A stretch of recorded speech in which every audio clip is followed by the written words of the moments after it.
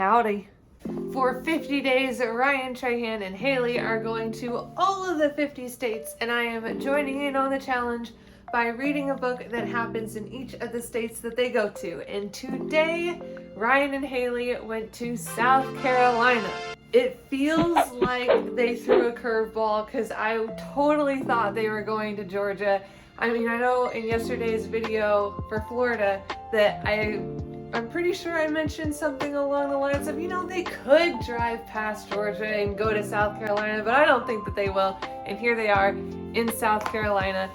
And I think that Ryan was even hinting at them not going to Georgia for a little while now, especially since at the end he said that they're going to North Carolina next.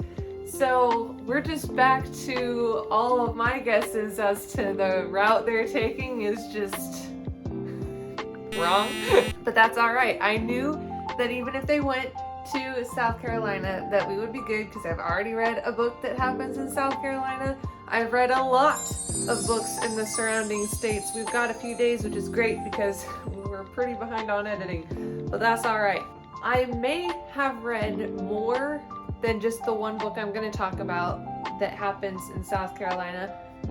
This is just the only one that I could think of during this challenge, and I know I've read it already, so we don't need a new one. And I've actually kind of already talked about this book in the Mississippi video, Under the Magnolias by T.I. Lowe.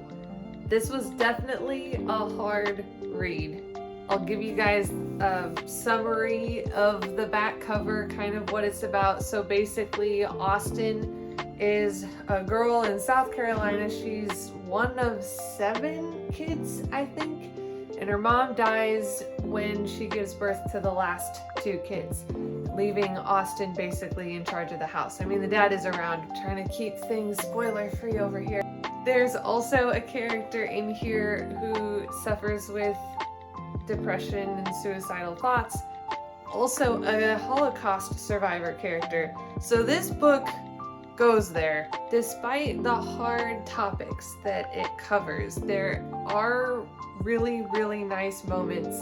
There's humor in it in certain places, and the end made me cry. Not real, I mean, there were sad tears, but it does actually, a spoiler-ish, have a happy ending. One of the latter chapters is basically, again, no big spoilers here, but one of the latter chapters is basically like a bunch of people in this church coming together and talking about all of the different acts of kindness and things that this other character did to impact and change their lives. Wow, that chapter made me cry just so much, and like the power of kindness, the importance of kindness, that kind of thing, while also 2 other similar themes that I thought were really nice in this book was not hiding problems, like bringing things out into the light and seeking help when you need it.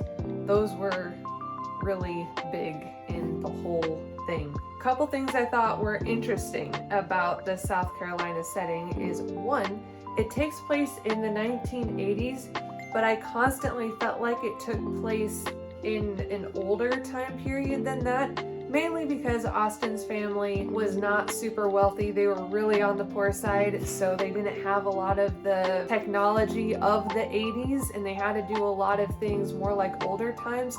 There were a lot of moments while I was reading the book that like one of her rich friends would come over and say something like, I listened to that on my Walkman or something, and I'd be like, oh right, I totally forgot this was in the 1980s. Probably also didn't help that at the time I think I was reading other books that were taking place in older times, and my mind was just like, oh, they're like happening at the same time-ish. Not really. The other thing was that Austin was on a tobacco farm, and I didn't know how, I guess, dangerous tobacco farming is. Like, if you're not properly suited or covered, the harvesting of the tobacco leaves can make you really, really sick. I had no idea that that was a thing, so that was like one of the things in the book that's like fun facts, sort of. It was also an interesting experience for me because I half listened to it on Audible and half read it. I think it was almost exactly half and half. The first half I believe I listened to because it's free for Audible members, and I was one at the time. And then I got it physically because I was really liking it, so I finished the last half with the physical copy. I also read this a part of the Faith and Fables book club that's on Instagram, and sometimes Megan, the host of the book club, will be able to host a Zoom meeting with the author. So I got to actually talk to the author with the other book club members, which was super cool. One of the things that I thought was pretty fun was that I asked Tanya, the author, that's what the T stands for, if she got to decide who narrated the audiobook, because the actress slayed it, like absolutely blew it out of the water. I love it when the narrators will use accents for the characters that have accents, and boy did this narrator deliver. I mean, she even covered different kinds of Southern accents, and the Holocaust survivor didn't have a Southern accent. I think it was a Polish accent? Whatever accent it was not Southern. And they did, the actress did all of them and gave just an amazing performance for all the different characters. And talking to the author about that process, as well as a couple of the other behind the scenes things, were really cool. That is it for the South Carolina book. We know that they're going to North Carolina tomorrow, so we don't even need a reading strategy, especially since I have read multiple books that happen in North Carolina. Cannot wait to talk about those tomorrow. A few other just fun vlog things to talk about. I'm wearing this super fun dress today because we went to go see Elio, which reminded me a lot of Lilo and Stitch, though I like Lilo and Stitch better. And we went to the library and I got some of the new shelves in. They don't look super legit yet. I'm wanting to like paint the front part here after I get the books on, or put like leaves, I don't know. I'm gonna try to make it look better, maybe have a time lapse tomorrow of rearranging some of the books.